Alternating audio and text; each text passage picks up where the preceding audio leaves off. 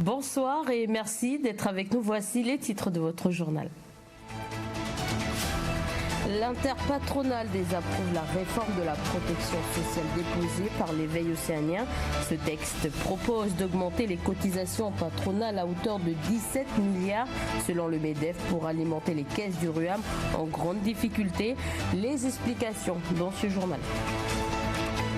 Succès pour la 11e édition du Jeudi de la province Nord. 70% des produits ont été vendus à la mi-journée. Maïko, l'agricultrice de Wegwa que nous avons suivie hier, a vendu 96% du total de ses produits. Reportage à suivre à la fin de ce journal. Et enfin, l'INIAM fêté à Boulou-Paris aujourd'hui, une occasion de partager et comprendre la culture kanak avec les écoliers. Plusieurs classes des écoles élémentaires de la région Kharatu ont participé. Nous avons suivi Louis Junior. Je vous le disais en titre, l'interpatronale tape du poing et se retire de la table des discussions du comité de suivi de la réforme fiscale après un dépôt de texte de l'éveil océanien. Ce texte propose d'augmenter les cotisations patronales à hauteur de 17 milliards selon le MEDEF pour alimenter les caisses du RUAM en grande difficulté. L'interpatronale tenait une conférence de presse ce matin pour alerter sur les conséquences de ces mesures. Un reportage d'Océane Dacunia. Les chambres consulaires ont duré. La politique de la chaise vide, c'est la stratégie qu'a choisie l'interpatronale pour manifester son opposition au texte déposé sur le bureau du Congrès par l'éveil océanien. Leur proposition allait chercher 17 milliards, notamment en augmentant les charges patronales pour alimenter les caisses du RUAM. Une épée Damoclès insupportable selon les entrepreneurs. Le surcoût par salarié et par an, c'est 500 000 francs, au minimum 500 000 francs par salarié pour des gens payés au SMAG. Donc clairement, c'est insupportable pour ces deux secteurs qui sont déjà fortement fragilisés. On peut penser que les agriculteurs et les pêcheurs vont réduire la voilure en limitant le nombre de salariés. Et donc, c'est des gens qui vont se retrouver sans travail probablement et qui vont se retrouver sur un secteur peut-être avec l'aide médicale alors qu'ils cotisaient avant. Donc une baisse des cotisations des cotisants salariés. Nos artisans ne pourraient plus donc assumer l'ensemble de leurs charges sur leur RUAM. Donc, puisque ces charges passeraient de 7% à 13,5%, donc elles seraient doublées.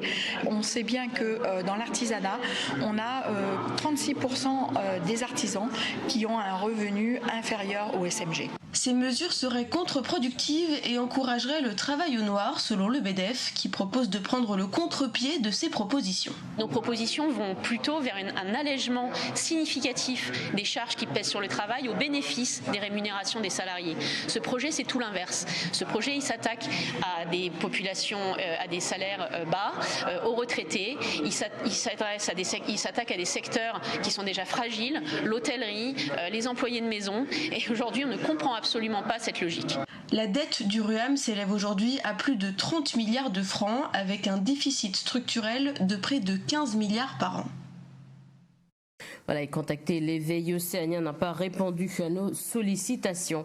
Le prêt accordé par l'État devrait en grande partie être mobilisé pour renflouer en urgence les caisses du RUAM. D'ailleurs, le président du gouvernement, Louis Mapou, le haut-commissaire de la République en Nouvelle-Calédonie, Patrice Faure, et le directeur adjoint de l'Agence française de développement signeront demain le prêt de 175 millions d'euros, soit près de 20 milliards de nos francs. Toujours concernant cette réforme, l'association citoyenne de Nouvelle-Calédonie a émis un avis défavorable par rapport à cette réforme. Elle avait été sollicitée par le 16. Selon elle, dans un communiqué, elle déclare, je cite, que les conséquences sur le pouvoir d'achat des Calédoniens et sur les pensions des retraités seront désastreuses. Fin de citation. Politique toujours, la Nouvelle-Calédonie évoquée lors du discours de politique générale d'Elisabeth Borne, Première ministre.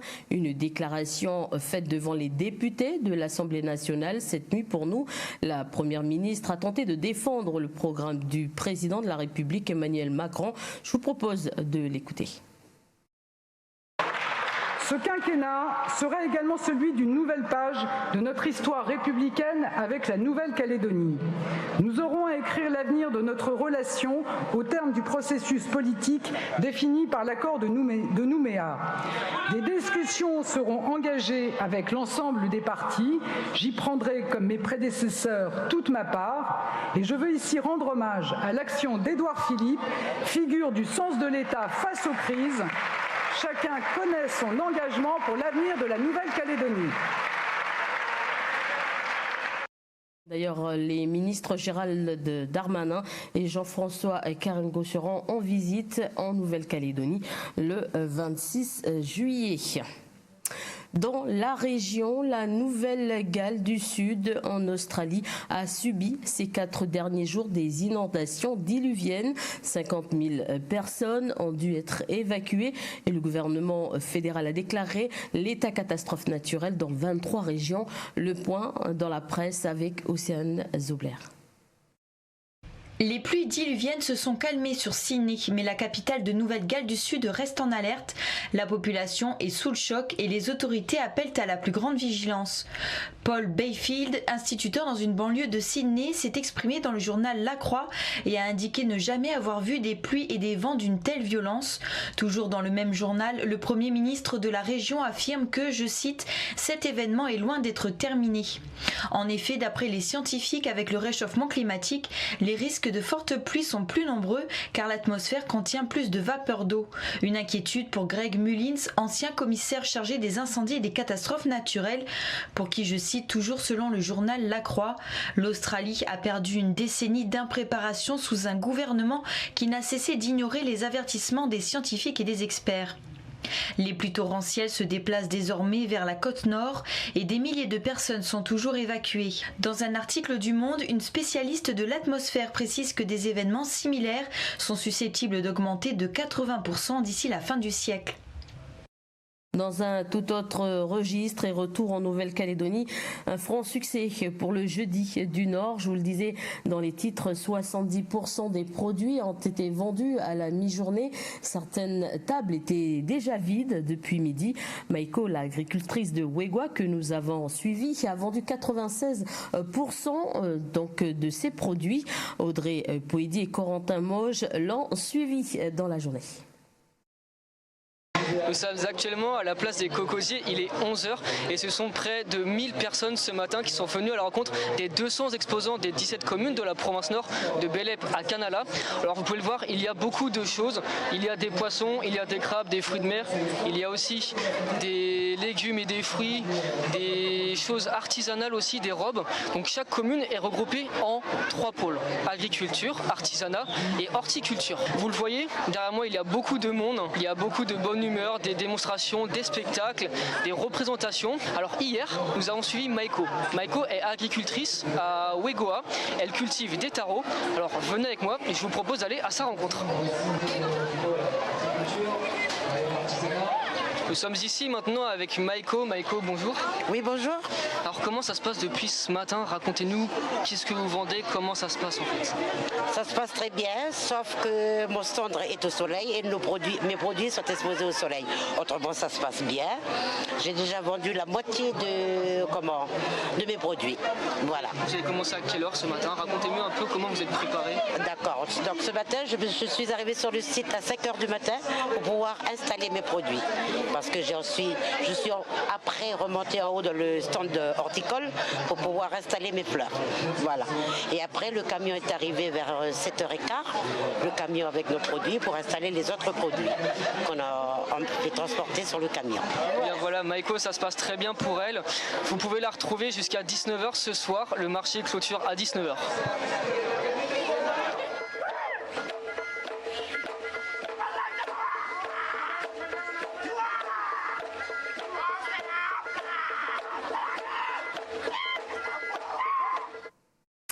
L'igname fêté au Conseil de l'air Kharatu à Boulupari aujourd'hui. Plusieurs classes des écoles élémentaires de la région ont participé, notamment de Canala, Tio ou encore Boulupari. Nous avons suivi Louis Junior, intéressé par la culture kanak. Un reportage de Vanessa Kédé. Maintenant, on va vous présenter la coutume qui symbolise un peu le bonjour. Avec le geste, c'est symbolisé par la natte et le bout d'étoffe s'il y en a. Mais c'est surtout la natte. L'explication quand même de la natte, c'est que pour étaler, pour faire des échanges dessus. Voilà. Ndotepe, c'est le nom de cet atelier qui veut dire coutume. Ici, les enfants ont appris qu'est-ce que la coutume, comment la faire et quel est son rôle dans la société. Comme Louis Junior, désormais ils sauront quoi faire quand ils arriveront chez quelqu'un.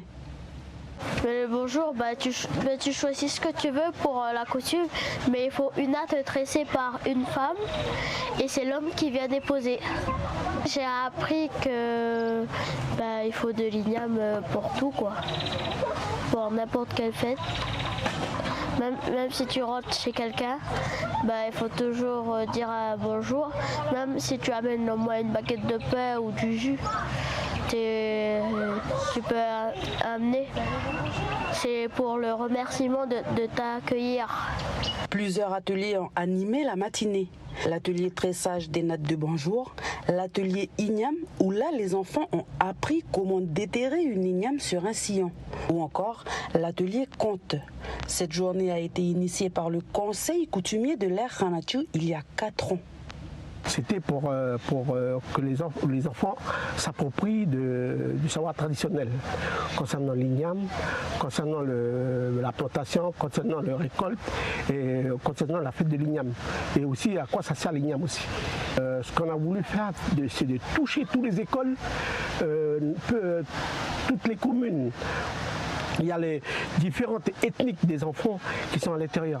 Pas uniquement l'ethnique kanak, mais toucher toutes les autres ethniques pour qu'on puisse s'approprier de ce savoir au niveau de l'igname. Et puis ça, ils ont ramassé leurs ignames. Ils sont tous arrivés devant le chef, devant la case du chef. Ils ont posé tous leurs ignames. Ils ont dit, chef, voilà notre récolte. Le chef a dit, c'est super. On va commencer la cérémonie des ignames. On va faire un pilou.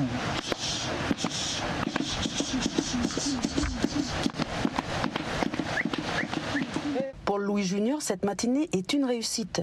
Tous les ateliers ont été enrichissants, particulièrement l'atelier conte, car en ce moment, avec ses camarades, il travaille sur la rédaction des contes traditionnels.